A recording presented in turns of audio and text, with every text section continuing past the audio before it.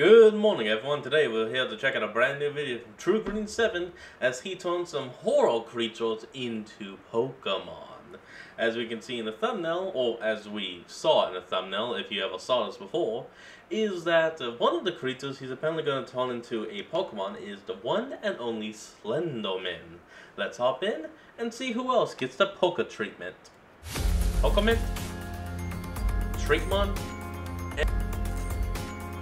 Hey guys, Ron here, and go. now that the air is cooling down in the northern hemisphere, the days are getting shorter, and the cinnamon and spice is seeming extra nice. It's time to get cozy and tell some scary stories. But given that this is TrueGreen7, you'll know that we'll be turning those stories into Pokemon. On the internet, a scary story that's been shared around like a chilling meme is called a creepypasta. There are a bunch of creepypastas and other famous ghouls that the internet has popularized, and I'm gonna try my best to turn them into pocket monsters that make sense in the Pokemon franchise. These characters are obviously a little tougher than most to translate into a video game made for kids, since a vast majority of Pokemon are not bone-chillingly scary. Even the creepiest Pokemon look like they can be befriended. So we're gonna make sure to do the same for these horrific looking characters. But before we begin, I want to finally create a Pokemon based on today's sponsor, Raycon. They've been a proud sponsor of TrueGreen7 for many months now, and I personally don't think it was a coincidence that exactly when I started telling the world how Raycon's everyday earbuds offer the same audio capabilities as the bigger name brand companies at half the price, that they immediately released a bunch of new vibrant colors like green, with beautiful cases like the sunset one I got. It's as if they made these for me. Green and the sunset are like my two favorite things on earth. I'm not exaggerating. And not only do they look great, but they support wireless charging, so you don't have to take those protective covers off to get 90 minutes of battery life and just 10 minutes of charging. Raycon loved my previous ads so much that they enthusiastically came back into my house and said, "Ron, my boy, we heard you're turning brands into Fakemon, and we desperately want to see our lovely everyday earbuds represented in your art style." So I started working night and day, designing this Pokemon to showcase the everyday earbuds' active noise cancellation, super long battery life, and multi-point connectivity. Don't forget the 3 customizable sound profiles, touch features, and complimentary set of different sized ear gels that come with the earbuds. Oh, I know. It's perfect for my lifestyle, since whenever I leave the house, my favorite hobby is going on a walk while listening to Pokemon music. And the everyday earbuds are literally made for that. That's why I went ahead and designed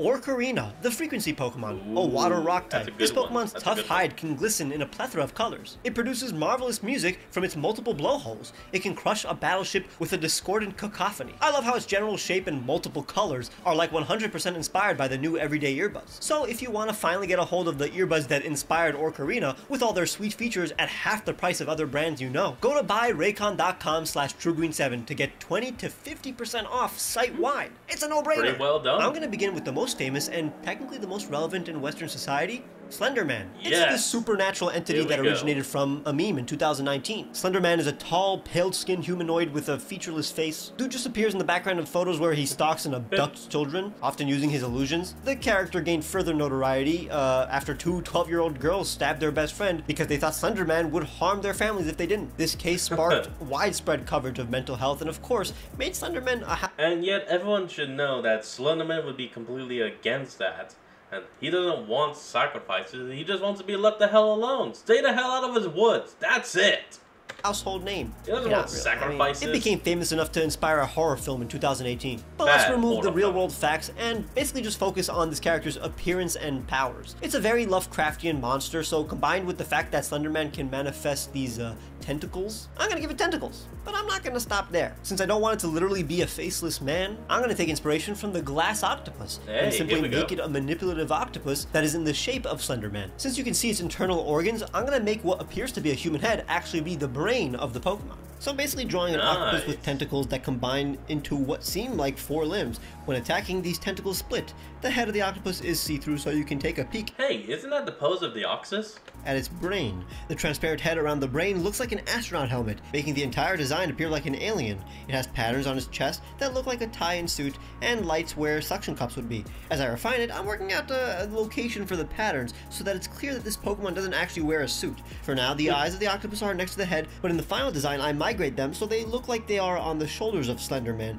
basically combining it with the lights it has next to the eyes during this stage of the design process. Beware, Slenderange, the devious Pokemon. from Slender and Deranged, a dark psychic type with the abilities Levitate, Pressure, and Infiltrator. These rare Pokemon are difficult to spot. They can turn their entire body translucent, allowing them to hide in plain sight. Once they creep up... Looks like with the shiny, all he did was just turn the yellow to green. Up to their prey, Slender emits psychic waves that tranquilize those around it. It then comes out of hiding, revealing its true form and clasping the hands of its victims who willingly follow it back to the forest. What looks like a human head is in fact Slenderange's brain. Its suction cups illuminate its surroundings and disrupt digital signals. The bug and fairy Pokemon in its natural habitat often intervene when they spot Slenderange dragging its soon-to-be victim. Slenderange is considered one of the few Pokemon to be truly evil. Its shiny is closer to the original color palette I wanted to give it, which mimics the look of a sepia tone photograph. I'm glad I was able to find a way to make a Slenderman Pokemon without just drawing a literal Slenderman and calling it a day. The lighting is also super cool. We don't have to look far for the second inspiration. We're actually looking from inside the Pokemon franchise this time. Lavender Town Syndrome just so happens to be one of the most famous creepypastas around. We all know how creepy Lavender Town's theme is. It's so eerie that an urban legend surrounding the theme was inevitable. The Lavender Town Syndrome creepypasta claimed that in the late 90s that hundreds of kids in Japan offed themselves as a result of listening to the in-game music, which apparently included high-pitched notes that only kids would hear. As this legend spread online, it was accompanied with images of the Pokemon Tower Ghost, Unknown, Jigglypuff, and more. So what if I finally created the Pokemon that is responsible for those high-pitched frequencies that only kids can detect for some reason? A Pokemon that is responsible for the gloomy atmosphere of Lavender Town. So, to incorporate the imagery of the creepypasta and to make this Pokemon look like an amalgamation of early Gen Mons, I started off with what looks like a Jigglypuff and Unknown hybrid. The eye is actually a giant speaker on his face that blasts sounds. This is a tiny guy that camouflages around Lavender Town and secretly plays the music that you hear in the game. But so that it's its own Pokemon, I did away with the Jigglypuff references and combined it with a Grim Reaper. Even gave it a cute scythe tail and a rib pattern motif on the belly. I tried to incorporate the patterns you can find on the wall of the Pokemon Tower, but that felt too complicated for this tiny Pokemon to have, refining it before adding the colors that most of you expected. Check out Frequency, the noise Pokemon, a ghost, normal type, with the new ability High Note, which gives a 30% chance of confusion to any sound-based move it uses. Frequency are Pokemon native to Kanto's Lavender Town.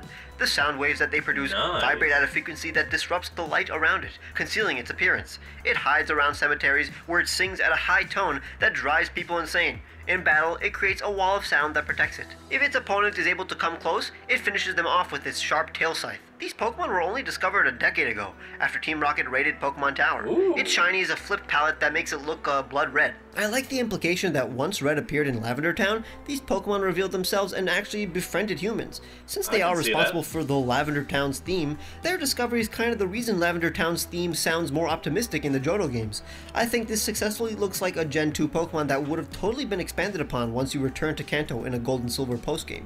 Cute Pokemon with morbid lore are super popular, so I think this is a win.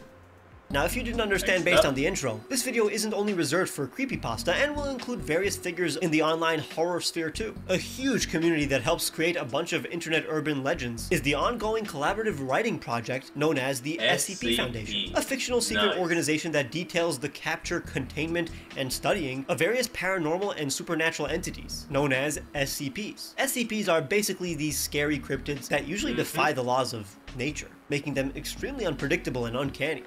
Biology, nature, literally anything. Their wiki, you can find countless pages describing various SCPs and how to deal with them, as if there was an actual scientific journal that contains the truth of these anomalies. The first SCP ever written about was SCP-173, also known as the Sculpture, literally a living concrete sculpture that can move at high speeds. Or, most commonly by us or the fans, Peanut. It can't move when you look at it directly, but it will attack if you blink or look away. In real life, it's just some creepy sculpture someone took a picture of. But how do we make this into a Pokemon? By combining it with other ancient figures. Claydol is an example based on the Dogu, but there are other like the Dogu that were sculpted. So I'll basically be making a ghost sculpture, and perhaps even find a reason to keep that signature painted on face. So I'm making this crumbled concrete sculpture that now crawls around all quadrupedal style. Its limbs or bones technically are rebar, and then even I was surprised that I went ahead and made him double cheeked up on a Thursday afternoon. It works though. It helps give this creepy... You literally gave it a but distorted monster, a bit of, a cute personality. The eyes are actually gems, and eventually I added some patterns I saw on this ancient Japanese sculpture. Even the ears and expression are from these sculptures, which helped it look like a monkey and justify the stance and even the butt. The patterns painted on it resemble some kind of fire ritual, but obviously they're inspired by SCP-173. Behold, okay, Concrete, this. The sculpture Pokemon, a rock ghost type. This is way better than what I made long ago, personally. But hey, we went with the same typing, Rock Ghost. With the abilities Cursed Body, Lightning Rod, and Mold Breaker. Concretin are statues made by a long lost of... Oh, no, now I remember. I called mine like Weep Chew, meant to be a combination of weeping and statue, and I think I made it Rock Normal, and it evolved into a Rock or Ghost type. Right. Civilization, possessed by the ghost of vengeful spirits. They crawl around abandoned ruins using their exposed rebar to climb. They are quite shy and will stop moving when spotted. Their speed is astonishing. They are rather sluggish, but will become extremely animated in battle. Archaeologists believe that the fire painted onto their forehead represents their will to fight. This one was tough since I don't think Pokemon would do something like this. It's definitely more grotesque than a majority of Pokemon, but I think making it monkey-esque was a neat way to include the colored butt. I'm sure someone finds it cute. And finally, we're dealing with Siren Head, which is often mistaken for either being a creepypasta or an SCP, but is simply a horror creature designed by the artist Trevor Henderson. It's this 40-foot creature that resembles an emaciated human with a pair of sirens for a head. These sirens emit various noises like white noise, radio broadcasts, human voices, and of course, sirens. Animals. It hunts humans by hiding in the woods, mimicking voices and sounds, and even attacking with sonic blasts. But my favorite pieces of Siren Head media are simply the various short clips that look like real candid footage where these creatures are roaming around near civilization. It looks apocalyptic, but we're gonna do the opposite route and simply make a tall plant-based Pokemon with two bell-shaped flowers for heads that produce lovely sounds. Nothing evil, so we can end on a positive note. Yeah, okay. Okay, now imagine Siren Head, but each part of its body is made up of something a plant would have. So long limbs that are basically just roots, leaves. a body made of bark, and some leaf accents, like the collar. It's a fancy man going on a stroll. Some flowers for its two faces, and some leaves as hair. I can see this like skipping. I went ahead and made one face happy and the other content. After I refined it a bit, I gave him some vibrant colors. It's basically Siren Head on opposite day. Say hi to Narcissiren, the bell Pokemon. From Narcissus, the narcissistic mythological character, and the flower named after him, as well as Siren, a grass fairy type. Narcissirens skip through forests and fields singing their song. The range of their voice is incredibly wide. Their two heads always harmonize with each other, and when they argue, their melodies are discordant. In battle, they let out all sorts of frequencies that mess with their opponent's balance and even perception. When angered, they will menacingly tower over their foe. Their height alone is enough to intimidate most threats. Bird Pokemon will often perch on their head and sing together with Narcissiren. Every solstice and equinox, a group of Narcissiren will form a ring and sing together to usher in the new season. I think this is the most clever of the bunch. A Pokemon... No, not Millennium. I meant to say Monolith. Damn it. One that Game Freak would make, while having the literal silhouette of a horror character, is a nice little prank. It's like the opposite of Siren Head's personality too, which is a neat twist. But I bet it's not a twist that you enjoyed this video, so leave a like if you want to see a potential part 2, or subscribe and check out my... Alright everyone, well that's going to be the end of today's video, and I hope you all enjoyed this. Remember to like, comment, and subscribe for more. Link to the original will be in the description below, and I'll see y'all next time when we flick back on. Till then, this is Fox, signing out. Peace.